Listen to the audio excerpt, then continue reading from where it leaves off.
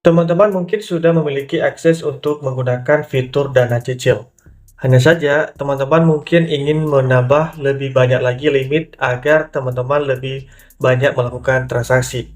Nah, ini yang perlu teman-teman perhatikan, bagaimana cara menaikkan limit dengan cepat, terkhusus buat teman-teman pengguna dana yang sudah aktif fitur dana cicilnya. Ini adalah cara terbaru 2026.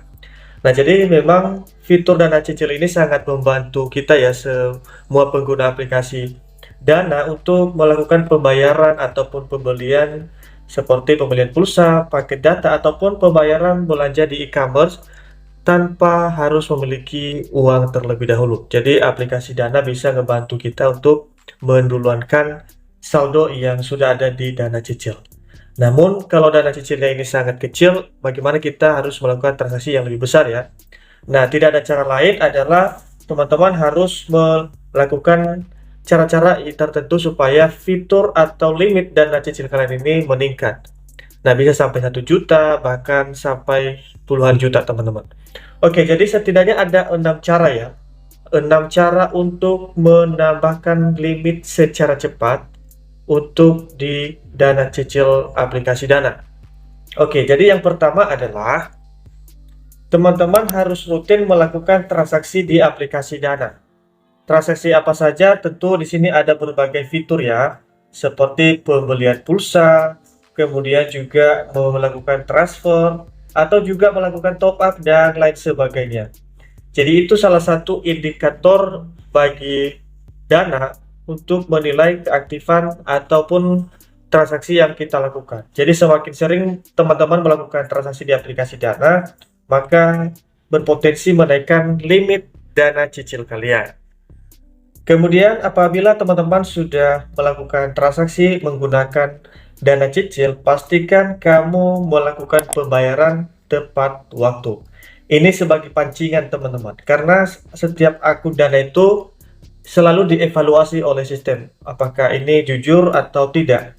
Nah, biasanya kalau teman-teman keseringan terlambat melakukan pengembalian dana, maka bukan hanya sekedar tidak dinaikkan limit, justru diturunkan, bahkan dinonaktifkan fitur dana cicil kalian.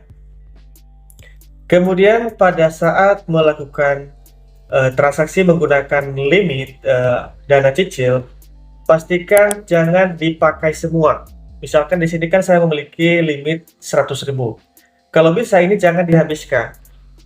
Ini adalah penilaian terkhusus bagi teman-teman dari pihak Dana, bagaimana kita memanajemenkan utang. Apakah setiap limit yang kita terima itu kita harus gunakan untuk jadikan utang, atau hanya sebagai antisipasi saja jika kita membutuhkan pembayaran darurat. Nah, misalnya kamu pakai 30 atau 40 sampai 50%. Jadi jangan dipakai semua.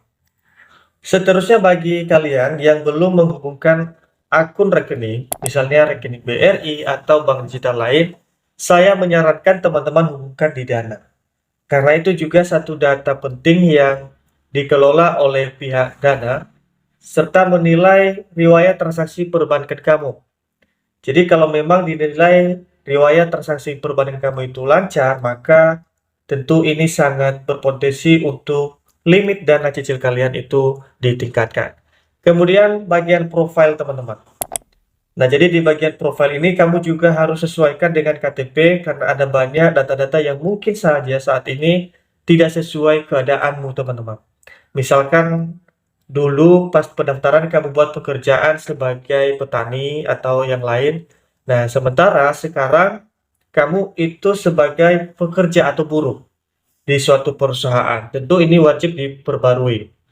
Kemudian teman-teman, bagi kalian yang belum upgrade data ke premium atau dana premiumnya belum diaktifkan, segera diaktifkan teman-teman. Karena ini salah satu hal penting untuk meningkatkan kepercayaan bahwa kita itu sebagai pengguna yang memang benar-benar mampu mempertanggungjawabkan tindakan termasuk dalam setiap pinjaman.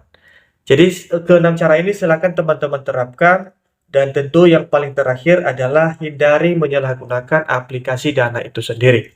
Ini yang paling penting. Karena ada banyak kita tahu saat ini aplikasi Dana ini banyak disalahgunakan ya. Nah, untuk itu hindari melakukan pelanggaran. Oke teman-teman, jika ada yang perlu ditambahkan atau mungkin ada yang perlu dikoreksi dan ditanyakan, boleh ditulis di kolom komentar video ini.